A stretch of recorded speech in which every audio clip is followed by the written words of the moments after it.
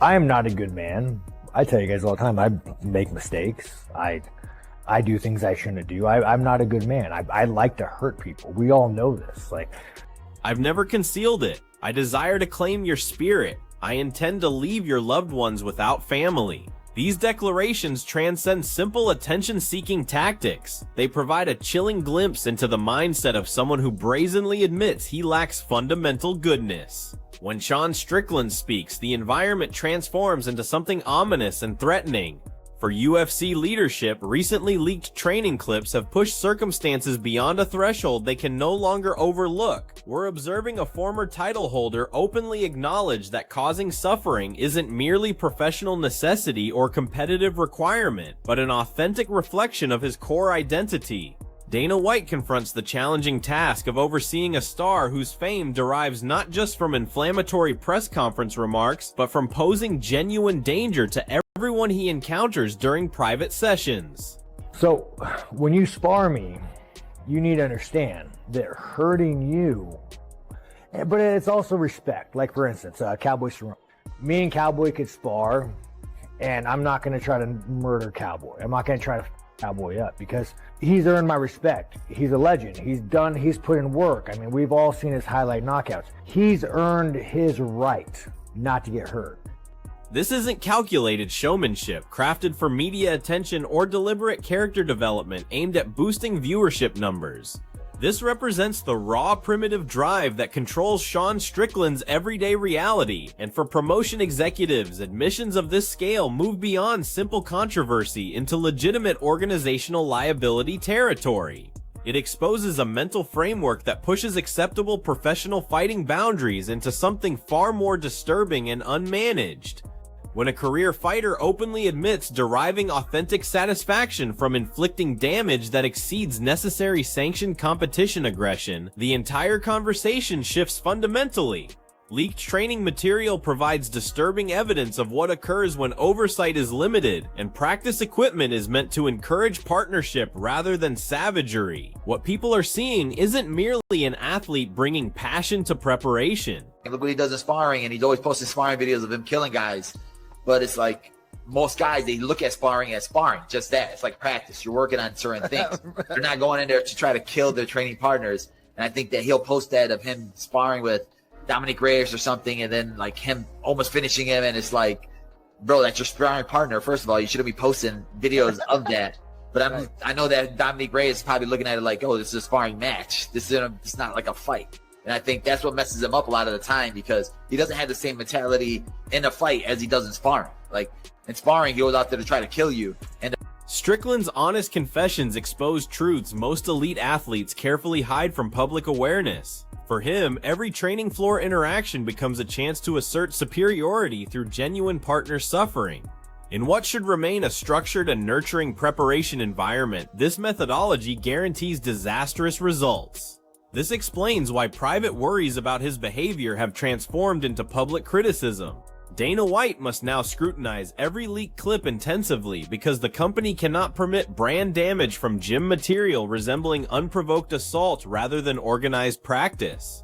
The line between intense competitive drive and dangerous responsibility has vanished entirely, and repercussions are just starting to surface for the former champion.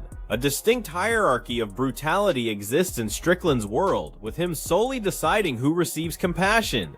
He maintains that sparring with him requires accepting his intention to harm you, yet offers peculiar sanctuary to those he deems worthy. He mentions legends like Cowboy Cerrone, clarifying he would never attempt destroying a warrior who has already earned respect through countless conflicts. In Strickland's perspective, Cowboy has secured immunity from targeted destruction.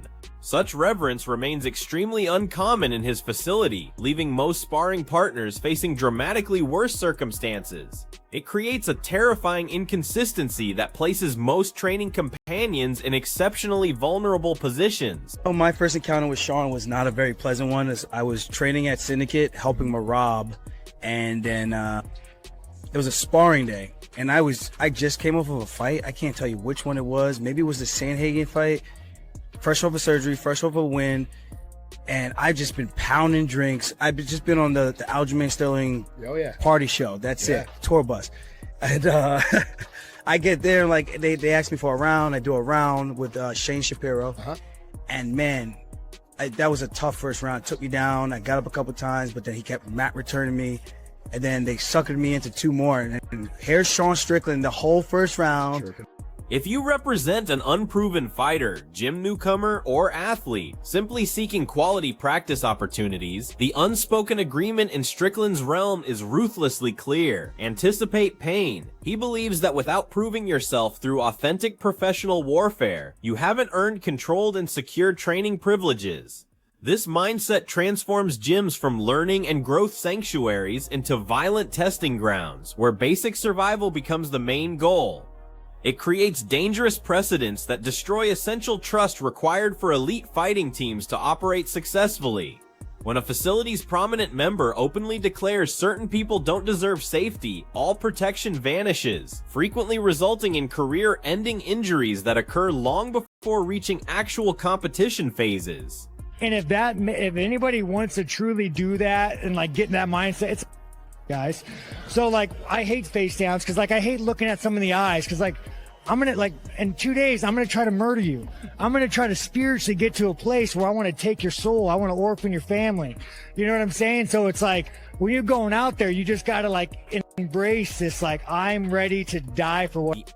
Unspoken behavioral standards within martial arts facilities should be regarded as fundamental principles by every dedicated participant. Practice sessions are meant to function as controlled environments for skill refinement, strategy development, and conditioning improvement. They represent carefully managed exchanges of measured aggression, where partners challenge each other without intending lasting harm, yet Strickland completely ignores these established protocols, with beliefs insisting respect only comes through suffering or deals. For numerous industry professionals, this philosophy isn't simply unconventional, it's completely reckless. It creates intimidation atmospheres where partners must endure unauthorized conflicts just to survive ordinary weekday sessions with someone they should trust. I used to train back in the day, whether it was at King's or Extreme Couture, but it was always a fight. You know, with Sean, it was always a fight. Like, bro, we're here to spar. Yeah, I just remember those wild times, and I'm like, I can't train with this dude. But every time he would see me, he's like, hey, man, let's get some sparring. And I'm like, yeah, it's not happening, bro. Sean Strickland's got a habit of doing this. He's done it a lot at Syndicate MMA in Vegas. There's been multiple people talk online. He brings them in, he beats them up. Hobbyists. He's done it time after time after time. And you could say, listen, at least Sean's honest to a fault. He wears his heart on his sleeve and he doesn't mask. Imagine being an aspiring young competitor entering the practice area with a former champion. The logical expectation involves having a challenging but valuable experience, elevating your skills to higher levels. Instead, these athletes encounter an opponent who genuinely believes they deserve punishment. This isn't instruction or guidance, it's a brutality trial that's often completely one-sided. The consequences can be devastating, causing head injuries and physical damage that can destroy promising careers before they truly start. The UFC, operating as a legitimate athletic organization, has enormous interest in protecting its talent from this internal destruction. Yet Strickland seems determined to follow his personal rules. If you saw Sean Strickland like beating up Sneeko, trying to drop him, which was embarrassing that he couldn't, he went all out. I just tweeted at him, Sean Strickland, you're embarrassing for trying to stop Sneeko like that. You weren't even able to drop someone with no experience while going all out. You're a horrid boxer that only picks on inexperienced people, which is true. If you see all these clips of him like beating up random people in the gym, he never spars anyone good. The infamous incident involving streamer Sneeko stands as perhaps the most obvious illustration of this unchecked aggression. Video evidence showed Strickland unleashing maximum effort against someone with absolutely no professional fighting experience, attempting to knock him unconscious with devastating strikes. Many MMA community members found the display deeply shameful. They argued elite fighters should possess discipline managing amateurs without attempting serious bodily harm. It reinforced perceptions that Strickland exclusively targets those incapable of legitimate defense. For Dana White, this public exhibition represents complete disaster. It demonstrates judgment failures, casting the entire UFC brand negatively. This particular gym footage instance cemented formal warning necessity. It proved Strickland's aggression is often misdirected toward vulnerable targets rather than genuine competitive challenges. Fellow fighter backlash has been severe, with some labeling him a mediocre boxer who can only appear dominant against inexperienced opponents. Regardless of that assessment's accuracy, public perception carries greatest weight for promotions. They need champions viewed as elite professionals, not bullies seeking easy humiliation targets for videos. The Sneeko incident represented critical turning points, compelling many to question whether Strickland could ever be controlled. Sean Strickland continues presenting profound UFC contradictions. This unfiltered and ruthlessly honest persona is undeniably captivating, attracting millions of viewers and creating enormous public engagement. He represents visceral combat forms, evoking memories of much rawer periods in sports history. This genuine authenticity forms substantial appeal portions and enables him connecting with passionate depths very few others achieve. However, that same unrestrained character creates almost unmanageable conflicts within professional sports enterprise structures. The organization benefits from spectacles he provides, but simultaneously feels deep concern about risks he poses to remaining athletes. Leaked footage and previous training partner testimonies construct coherent and deeply troubling narratives. Strickland's training environment isn't development sanctuary, but ego-driven violence arena. This is where Dana White's leadership faces ultimate testing. He must balance commercial value of personalities like Strickland with essential requirements guaranteeing fighter welfare and preserving sports legitimacy, permitting unchecked gym wars to flourish, and allowing public training partner humiliation ultimately erodes elite mixed martial arts foundations. The possibility of catastrophic life-changing injuries occurring during routine practice sessions represents hazards no legitimate promotion should willingly accept. Ultimately, leadership warnings aren't attempts suppressing unique personalities. They're about establishing necessary limits enabling sports to operate responsibly. Formidable warriors must understand that even in relentless excellence pursuit, boundaries exist that cannot be violated. Gyms should function as sacred advancement environments, not hunting grounds for self-proclaimed bad men preying on the vulnerable. Leaked footage isn't simply online consumption material. It represents tangible evidence of mentalities requiring immediate correction. Strickland may feel comfortable with his dark philosophy, but the UFC demands he prioritize professionalism above everything else. If he proves incapable of achieving that balance, his legacy may ultimately be defined more by destructive training sessions than any championship he's won. Training battles have been celebrated in traditional fighting culture, but in today's sports science and injury prevention era, they're understood as direct routes to missed preparation time and limited professional development. If a top fighter consistently ignores safety protocols, Dana White must intervene.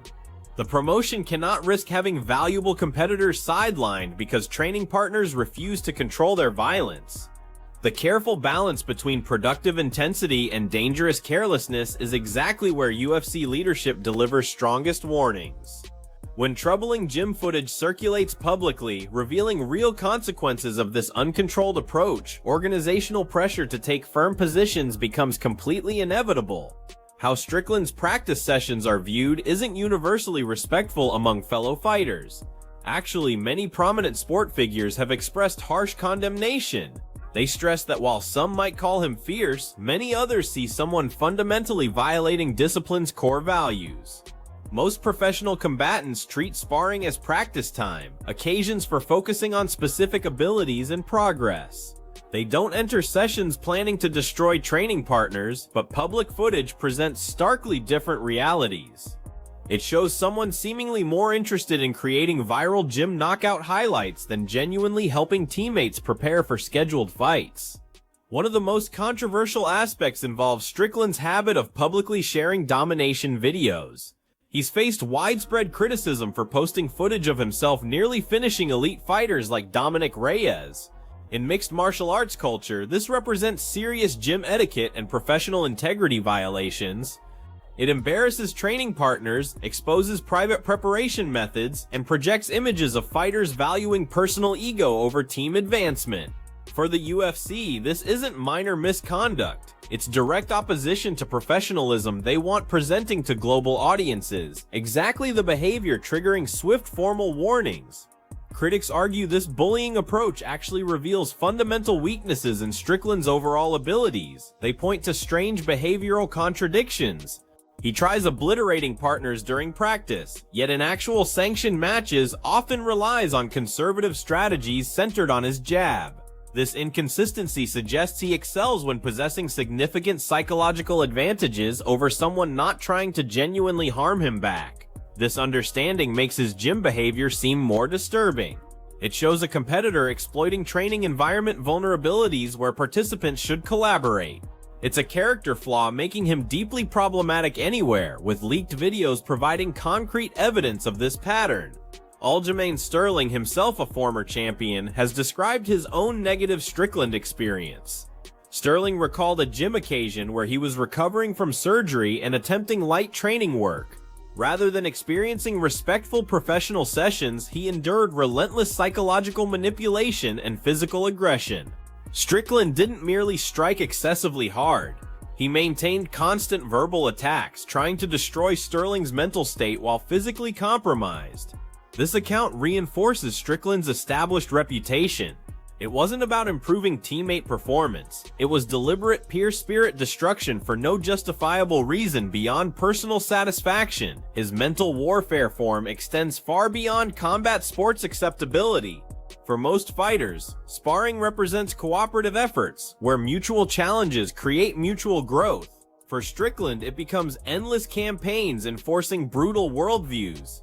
He uses verbal intimidation, penetrating partner defenses, exploiting vulnerabilities, and pushing psychological endurance to breaking points. This constant assault creates climates where partners aren't developing abilities, they're simply surviving. These encounters often escalate into real fights without official match protections, exposing everyone to substantially higher permanent harm risks, offering no competitive benefits. Problems extend beyond immediate physical damage, including lasting psychological effects on his training partners. Those leaving Strickland sessions feeling physically battered and emotionally demoralized become less capable in their professional pursuits. This directly undermines UFC financial investments. When top athlete training methods harm remaining roster members, it stops being individual quirks and becomes serious corporate concerns. Dana White's primary priority involves protecting sport credibility and ensuring proper fighter preparation.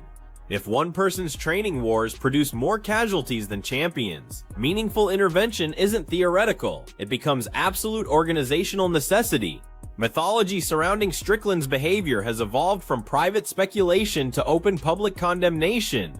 The emerging picture shows someone determined to sacrifice others' professional futures, satisfying his intensity needs. His personal statements represent the most disturbing narrative elements. He's discussed needing spiritual states where he genuinely wants claiming someone's soul for mental competition preparation. While some might consider this peak warrior mentality, training environment consequences are absolutely terrifying. If that represents his fighting mindset, how much lethal intention transfers into everyday teammate interactions? This extreme hostility creates undeniably dangerous atmospheres. The UFC requires foundational professional behavior and safety standards, especially when athlete careers are threatened. If disturbing footage continues surfacing, showing him embodying sinister intent, it will trigger responses that could fundamentally alter his career trajectory. The organization values warriors but cannot tolerate people treating facilities like anarchic battlefields. Elite fight team professional balance is easily disrupted, and single individuals operating under savage philosophies can destroy equilibrium in one afternoon, leaving injured partner trails behind them. Many people have publicly voiced concerns about patterns Strickland established at facilities like Syndicate MMA in Las Vegas. The testimonies remain remarkably consistent. He brings people in and systematically beats them, often targeting recreational practitioners with absolutely no justification for being in cages with professionals of his caliber.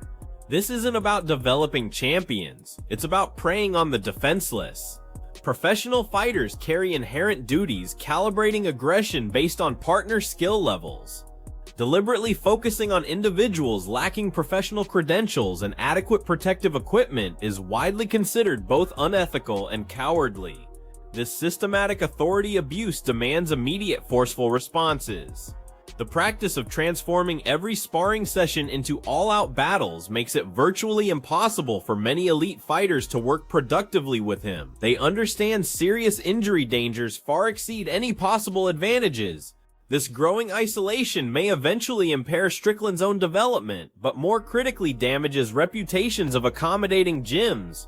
When professionals are notorious for being gym bullies, it repels talent and fosters toxic cultures. This predatory behavior damages entire sport integrity, standing as primary reasons why leaked footage has generated widespread outrage among fans and officials who've grown tired of this conduct.